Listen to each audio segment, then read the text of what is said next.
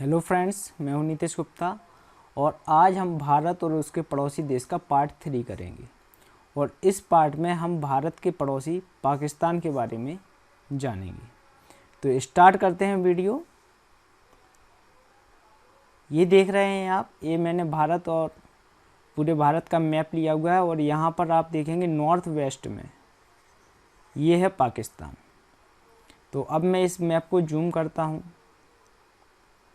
तो आप इसमें देखिए, तो भारत के ऐसे कितने राज्य हैं और केंद्र शासित प्रदेश हैं जो पाकिस्तान की सीमा को साझा करते हैं। सबसे पहली चीज़ तो ये आपको पता होनी चाहिए। तो आप इस मैप में देखेंगे तो ये देख रहे हैं आप, मैं बॉर्डर खींच रहा हूँ लाल रंग से, तो ये है लद्दाख। आगे बढ़ते हैं तो ये आप आएंगे जम्मू कश्मीर, जम्मू कश्मीर के बाद पंजाब, पंजाब के बाद राजस्थान और राजस्थान के बाद गुजरात। क्लियर? ये सीमा हो गई भारत के 3 राज्य जिसमें शामिल हैं और 2 केंद्र शासित प्रदेश शामिल हैं। अगर हम बात करें पहले की, पुराने आंकड़े देखें तो जो सबसे ज़्यादा सीमा भारत की पाकिस्तान से टच होती थी, छूती थी, वो थी जम्मू कश्मीर की, और वो उसकी कुल लंबाई कितनी थी, 1222 किलोमीटर। क्योंकि अब लद्दाख अलग हो गया है और ये लद्दाख बहुत ही बड़ा क्षेत्र बन गया है। ये देखिए, ये पूरा लद्दाख है। तो कुल लंबाई कितनी हुआ करती थी, 1222 किलोमीटर, और राजस्थान दूसरे नंबर पर आता था। अब राजस्थान पहले नंबर पर है क्योंकि ये जम्मू कश्मीर लद्दाख अलग हो गया है, जिसके कारण राजस्थान की पोजीशन फर्स्ट हो गई है। तो राजस्थान जो पाकिस्तान के साथ सीमा साझा करता है उसकी लंबाई है 1170 किलोमीटर। दूसरे नंबर पर गुजरात है, इसकी सीमा 506 किलोमीटर है। और तीसरे नंबर पर है पंजाब और इसकी सीमा है 425 किलोमीटर। अब पूरे जम्मू कश्मीर की अगर हम बात करें, जब ये लद्दाख अलग नहीं हुआ था, अब लद्दाख और जम्मू कश्मीर केंद्र शासित प्रदेश हैं। ये मैं करंट डेटा की बात कर रहा हूँ, करंट आंकड़ों की बात कर रहा हूँ। ये लद्दाख और जम्मू कश्मीर की कितनी है, तो ये अभी भारत सरकार ने डिस्क्लोज नहीं किया है। और भारत सरकार जैसे ही डिस्क्लोज करेगी और मैं आपको अपडेट करा दूँगा। ठीक है? तो सबसे ज़्यादा भारत का कौन सा राज्य है जिसकी सर्वाधिक सीमा पाकिस्तान को छूती है, तो आपका आंसर होगा राजस्थान। क्लियर? दूसरे नंबर पर गुजरात और तीसरे नंबर पर पंजाब। अब मैं इसको जूम करता हूँ, इस मैप को मैं और जूम करता हूँ जिससे आप और अच्छे से समझ सकें। ये देखिए, ये लद्दाख है, ये जम्मू कश्मीर, ये पंजाब, ये राजस्थान और ये गुजरात। गुजरात की ये बॉर्डर देखिए आप, जिसको मैं लाल रंग से हाईलाइट कर रहा हूँ, ये इसको बोला जाता है सर क्रीक। एक्चुअली गुजरात के यहाँ से एक नदी भी बहती है, सतलज नदी, वो सिंध में जाने से पहले यहाँ से गुजरती है, इसकी बॉर्डर का हिस्सा भी बनती है। और एक बात आपको याद रखनी है, जो ये सर क्रीक से मैं जिस लाइन को ड्रॉ कर रहा हूँ, देखिए आप, ये जाएगी कहाँ से, राजस्थान पंजाब होते हुए जम्मू कश्मीर होते हुए लद्दाख के इस हिस्से को कवर करेगी। और ये जो पूरी रेखा है इसे बोलते हैं red Cliff line, red Cliff line. और ये रेड क्लिफ एक व्यक्ति थे जिन्होंने इसकी भारत और पाकिस्तान के बीच में ये सीमा रेखा खींची थी। इसके अलावा आपके एग्ज़ाम के पॉइंट ऑफ व्यू से आपको पता होना चाहिए कि जो भारत और बांग्लादेश है, ये जो बांग्लादेश है इसको मैं हाईलाइट कर रहा हूँ, भारत और बांग्लादेश के बीच में भी जो रेखा खींची है वो भी रेड क्लिफ ने खींची थी, इसने रेड क्लिफ ने खींची थी। तो ये भी रेड क्लिफ लाइन है टेक्निकली, लेकिन एग्ज़ाम में ज़्यादातर पाकिस्तान ही रहता है ऑप्शन में, तो आपको पाकिस्तान ही टिक करना है। क्लियर? अब आगे बढ़ते हैं।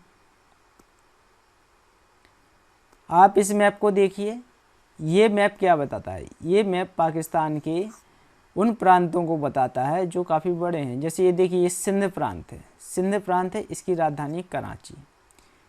ये वाला बलूचिस्तान है, इसकी राजधानी कोटा। ये पंजाब है जिसकी राजधानी लाहौर है। ये पाकिस्तान वाला पंजाब है, इसकी राजधानी क्या है, लाहौर है। ये है खैबर पख्तूनख्वा जिसकी राजधानी पेशावर है, राजधानी क्या है, पेशावर है।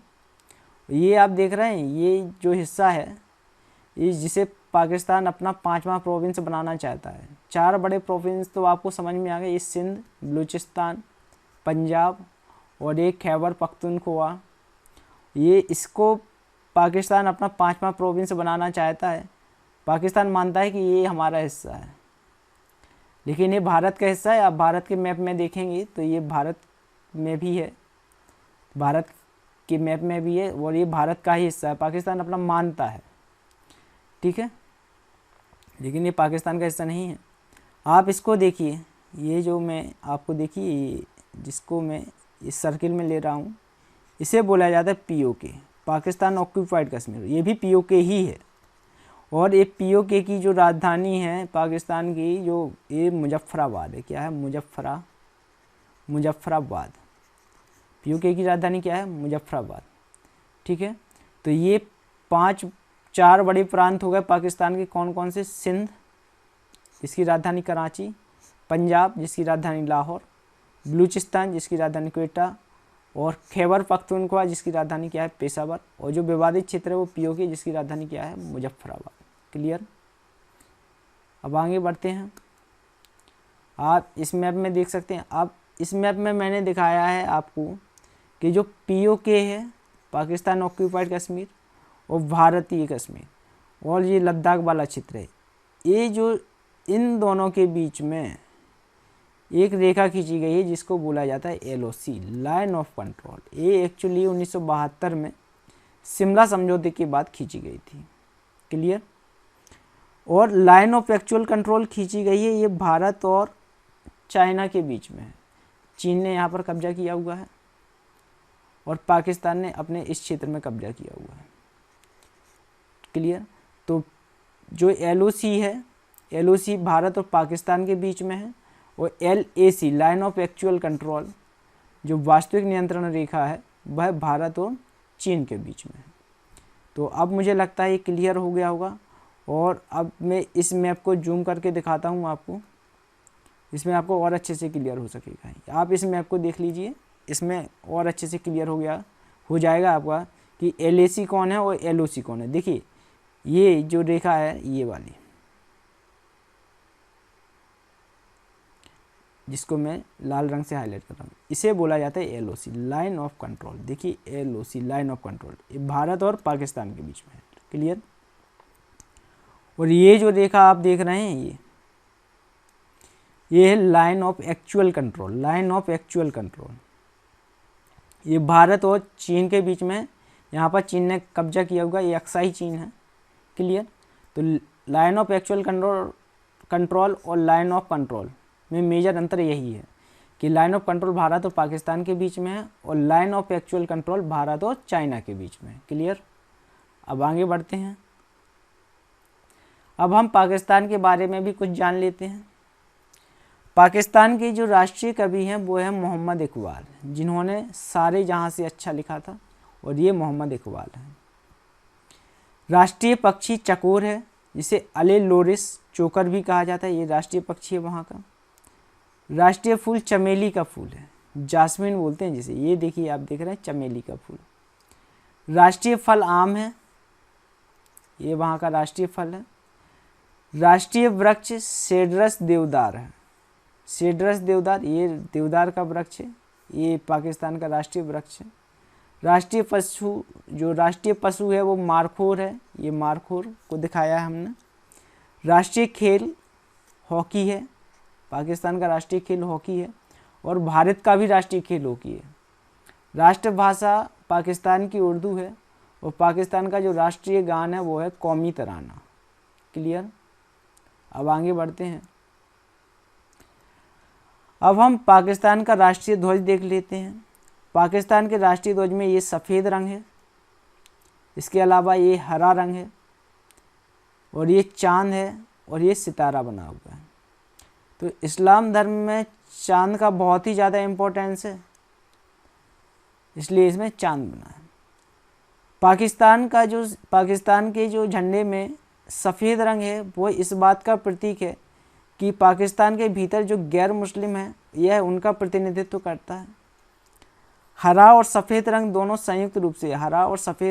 संयुक्त रूप से शांति और आर्थिक सफलता का प्रतीक बताया गया है।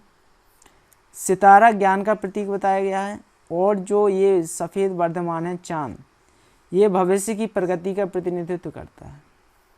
तो ये आपको राष्ट्रीय ध्वज के बारे में सारी चीज़ें क्लियर हो गई होंगी। अब भारत और पाकिस्तान के बीच जो बॉर्डर क्रॉसिंग उनको देख लेते हैं। बॉर्डर क्रॉसिंग वो क्षेत्र होता है जहाँ पर सरकार एक देश के व्यक्तियों को दूसरे देश में जाने की परमिशन दे देती है, उसे बोला जाता है बॉर्डर क्रॉसिंग। और जो सबसे ज़्यादा इम्पोर्टेंट बॉर्डर क्रॉसिंग है वह अटारी और बाघा बॉर्डर क्रॉसिंग है। अटारी और बाघा बॉर्डर इसलिए भी फेमस है क्योंकि यहाँ पर एक सीमा समारोह होता है जिसके कारण यह बहुत प्रसिद्ध है। इसके अलावा ये अटारी और बाघा बॉर्डर है, यह अमृतसर से, भारत में जो अमृतसर है, भारत के अमृतसर से 32 किलोमीटर दूर और पाकिस्तान के लाहौर से 24 किलोमीटर की दूरी पर ये अटारी बाघा बॉर्डर मिलती है। क्लियर। इसके अलावा मुनाबाओ जो कि एक रेलवे स्टेशन है, इसके लिए ही प्रसिद्ध है। यह राजस्थान के बाड़मेर ज़िले में स्थित है, जहाँ से भारत और पाकिस्तान को जोड़ने वाली एक ट्रेन चलाई गई थी जिसका नाम था थार एक्सप्रेस। क्लियर। तो अब मुझे लग रहा है कि ये दोनों बॉर्डर क्रॉसिंग क्लियर हो गई होंगी आपको। इसके अलावा और भी बॉर्डर क्रॉसिंग है, जैसे लोंगेवाला। इस लोंगेवाला बॉर्डर क्रॉसिंग को बंद कर दिया गया है। ये आप फोटो देख रहे हैं, ये लोंगेवाला युद्ध स्थल का। और ये मातेश्वरी तनोट राय मंदिर है जो बहुत फेमस है। ये एक्चुअली मंदिर इसलिए भी फेमस है क्योंकि यहाँ पर ऐसा माना जाता है कि कोई अगर बम गिरता है ना तो माता के आशीर्वाद से वो बम फटता ही नहीं है, डिफ्यूज हो जाता है, ऑटोमेटिक बम फटता ही नहीं है। तो ये मंदिर है। इसके अलावा भारत पाकिस्तान के बीच में एक और ट्रेन चलाई गई थी जिसका नाम था समझौता एक्सप्रेस। यह एक द्विसाप्ताहिक ट्रेन थी और यह गुरुवार और सोमवार को चलती थी। हालांकि अभी ये बंद है, और ये बंद इसलिए क्योंकि भारत और पाकिस्तान के जो संबंध है वह अभी अच्छे नहीं हैं, इसलिए इस ट्रेन को बंद कर दिया गया है। जो दिल्ली और अटारी के बीच में चलती थी, पुरानी दिल्ली और अटारी के बीच भारत में चलती थी, और ये पाकिस्तान में लाहौर तक चलती थी। क्लियर हो गया ये समझौता एक्सप्रेस। और आपको ये भी याद रखना है कि कोई भी ट्रेन सीमा को पार नहीं करती है, आखिरी स्टेशन पर रुक जाती है और आखिरी स्टेशन पर सारी जो उसकी सवारी हैं वो उतर जाती हैं, और पाकिस्तान में जाने वाली जो सवारी हैं वह पाकिस्तान के स्टेशन तक पैदल जाएंगी और उसके बाद वहाँ की ट्रेन में बैठेंगी और आगे का सफ़र तय करती हैं। ठीक है, तो आपको ये भी पता होना चाहिए कि कोई भी ट्रेन सीमा को पार नहीं करती है। ठीक है, तो ये थी। इसके अलावा ये लोंगेवाला युद्ध स्थल दिखाया गया है। ठीक है, तो आपको ये भी पता होगा ये लोंगेवाला युद्ध स्थल क्यों फेमस था। ये बॉर्डर मूवी जो आपने देखी है ना, बॉर्डर मूवी में जो ये युद्ध स्थल दिखाया गया ना, जो युद्ध दिखाया गया वह लोंगेवाला युद्ध स्थल पर ही दिखाया गया। तो ये भी आपको पता होना चाहिए। तो भारत और पाकिस्तान के लिए इतना ही, और आप हमारे पुराने वीडियो को भी देख सकते हैं जिसकी मैं लिंक आपको डिस्क्रिप्शन में दे दूंगा। ठीक है, आप हमारे टेलीग्राम चैनल को ज्वाइन कर सकते हैं, और इस टेलीग्राम चैनल पर मैं अपनी इसकी पीडीएफ शेयर करूंगा। तो इसके लिए बहुत बहुत धन्यवाद।